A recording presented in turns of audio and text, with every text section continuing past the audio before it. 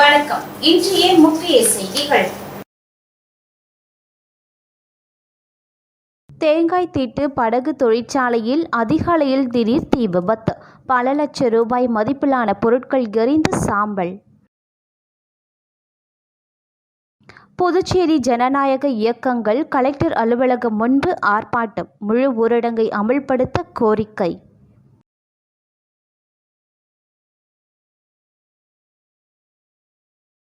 வெங்கடேஸ்வரா தனியார் மருத்துவமனையை அரசு கையகப்படுத்தியது. கொரோனா சிகிச்சை அளிக்க மறுத்ததால் நடவடிக்கை.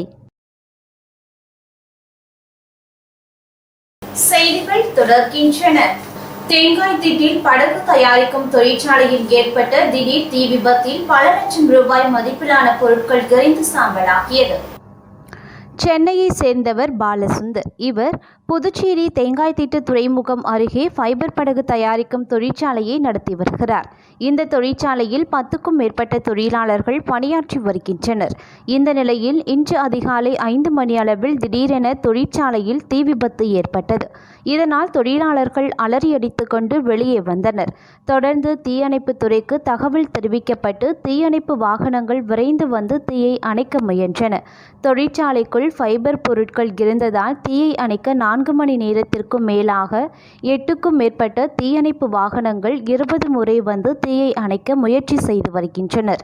இந்த தீ விபத்தில் பல லட்சம் ரூபாய் மதிப்பிலான படகு கட்டுமான பொருட்கள் எரிந்து சாம்பலானது. இந்த தீ விபத்து குறித்து தகவல் அறிந்த வந்த முதலியார்பேட்டை காவல்துறையினர் தீ ஏற்பட்டதற்கான காரணம் குறித்து விசாரித்து வருகின்றனர்.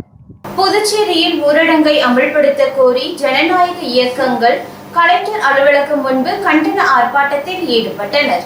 புதுச்சேரியில் நாளுக்கு நாள் கொரோனா தொற்று அதிகரித்து வரும் நிலையில் அதை தடுக்க தவறிய அரசை கண்டித்தும் அதிகரித்து வரும் கொரோனா நோயை கட்டுப்படுத்த கோரியும் மக்களின் உயிரை கருத்தில் கொண்டு உடனடியாக முழு ஊரடங்கை அமல்படுத்த வேண்டும், நிவாரண உதவிகளை மக்களுக்கு வழங்க வேண்டும் என கோரி சமூக ஜனநாயக இயக்கத்தினர் மாவட்ட ஆட்சியர் அலுவலகம் முன்பு கண்டன ஆர்ப்பாட்டத்தில் ஈடுபட்டனர்.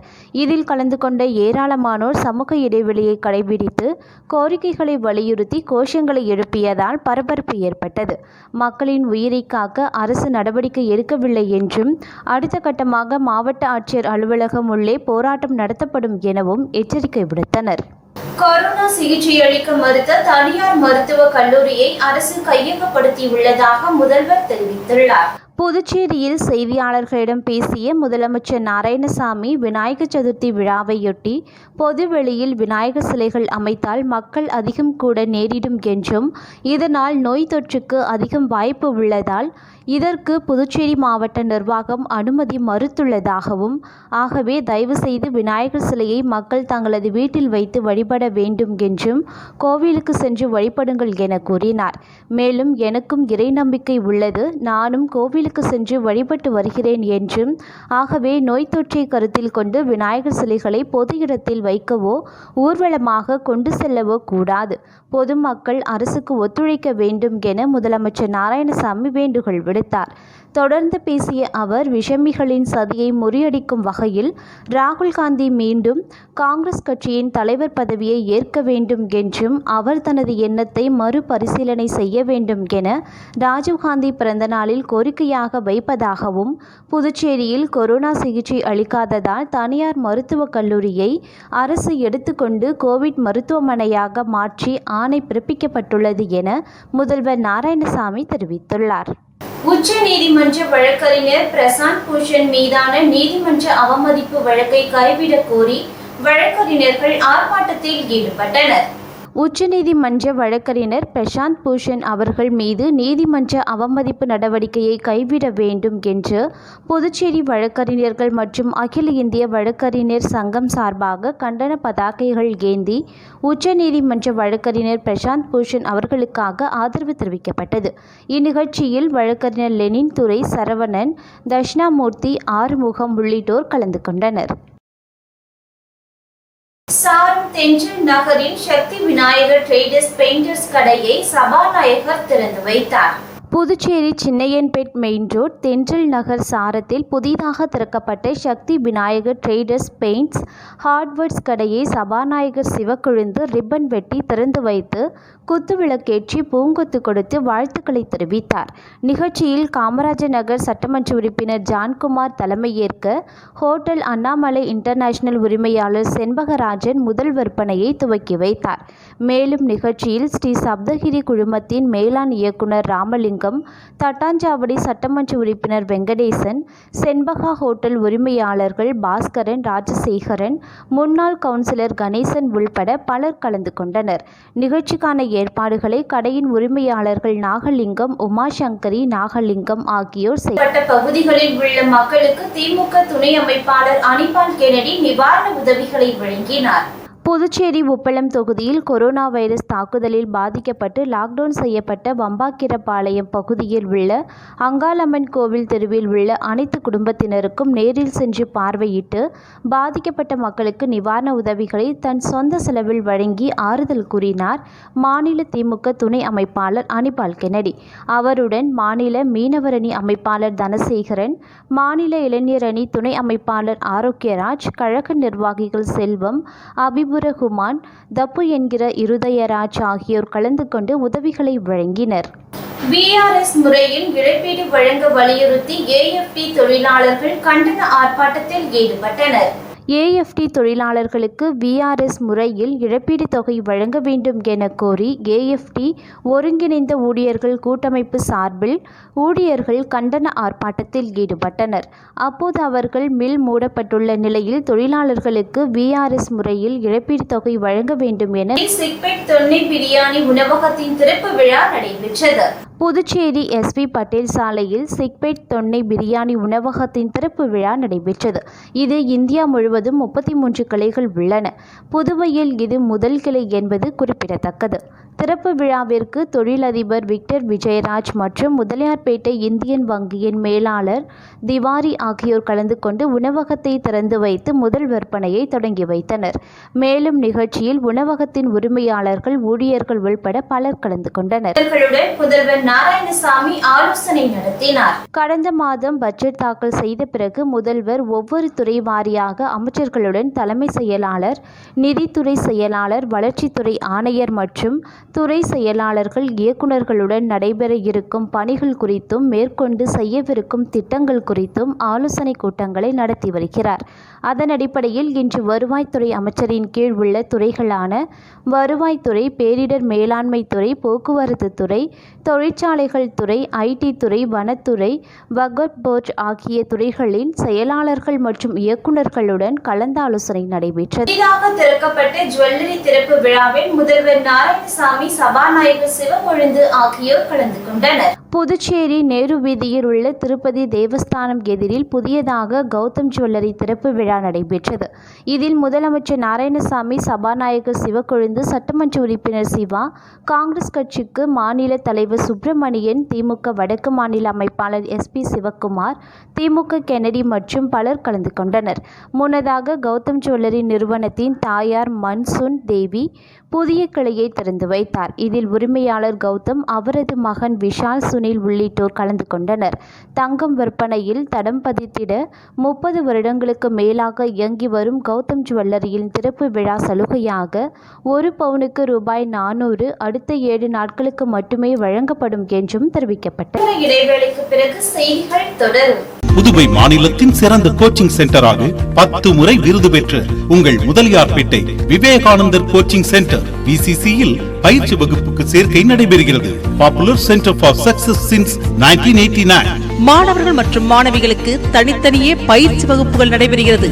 கடந்த ஆண்டு நடைபெற்ற நீட் மற்றும் ஜிப்மா பயிற்சி வகுப்பில் எங்களது VCC இல் பயின்ற 168 மாணவ மாணவிகள் தேர்ச்சி பெற்றுள்ளனர். Separate classes for English and Tamil medium. இந்த ஆண்டிற்கான நீட் JEE பயிற்சி வகுப்புகள் நடைபெறுகிறது.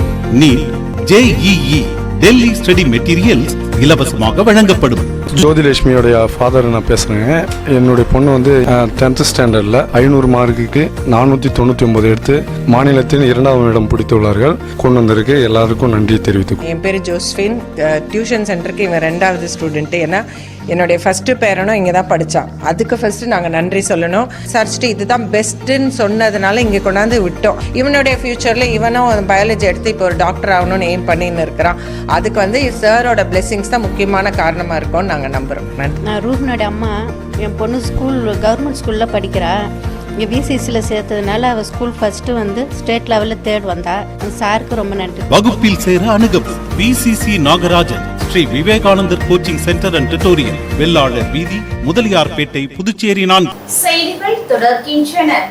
ரயில் நிலையம் அருகே ஸ்ரீ மணக்குள விநாயகர் கம்யூனிகேஷன் சென்டர் திறப்பு விழாவில் பாஸ்கர் MLA கலந்து கொண்டார்.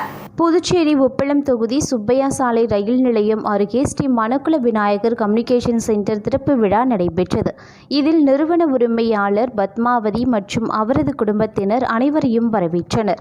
இந்நிகழ்ச்சியில் அதிமுக சட்டமன்ற உறுப்பினர்கள் Anbazhagan MLA, Bhaskar MLA, NR Congress பிரமுகர் புவனா என்கிற புவனேஸ்வரன், காங்கிரஸ் சிறப்பு அழைப்பாளர் செந்தில்குமரன், ஆட்டுப்பட்டி பாஸ்கர், உப்பளம் ராஜ்குமார், விடுதலை சிறுத்தைகள் கட்சி பிரமுகர் ஜெயசீர், நகர தலித் மக்கள் பாதுகாப்பு இயக்க தலைவர் பிரகாஷ், உப்பளம் தொகுதி பிரமுகர்கள் சபரிநாதன், சிவா, குணாலன், பாக்யராஜ், அந்தோணி மற்றும் பல்வேறு கட்சியை சேர்ந்த முக்கிய பிரமுகர்கள் கலந்து கொண்டனர். இந்நிகழ்ச்சியில் ஏழை எளிய மக்களுக்கு பல்வேறு நலத்திட்ட உதவிகள் வழங்கப்பட்டது.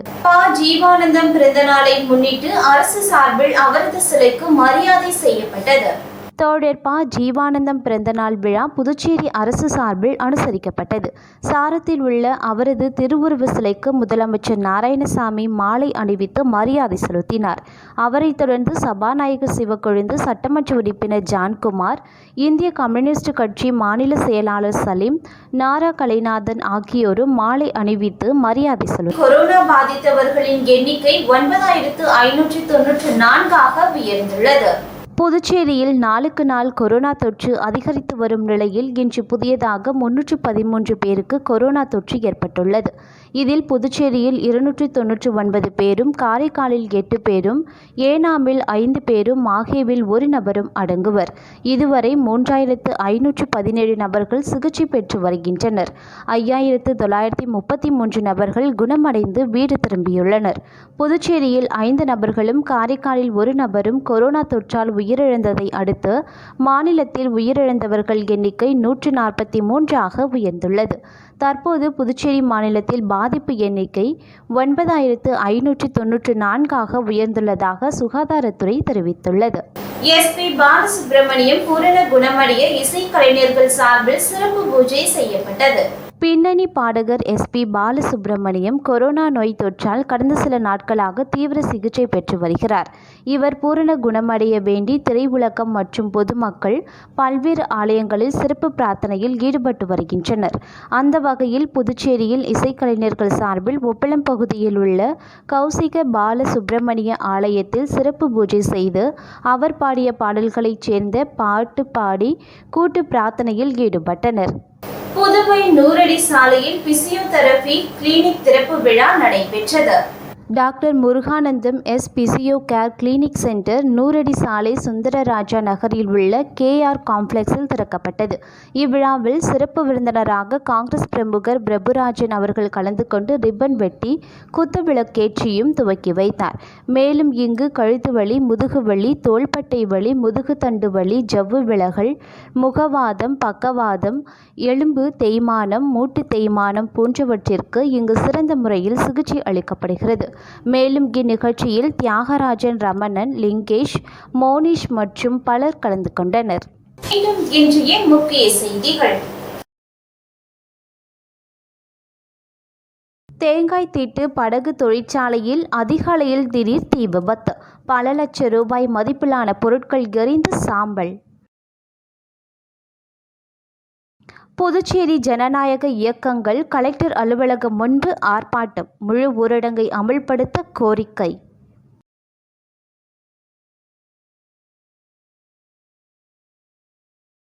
வெங்கடேஸ்வரா தனியார் மருத்துவமனையை அரசு கையகப்படுத்தியது. கொரோனா சிகிச்சை அளிக்க மறுத்ததால் நடவடிக்கை. இத்துடன் செய்திகள் நிறைவடைந்தன. வணக்கம்.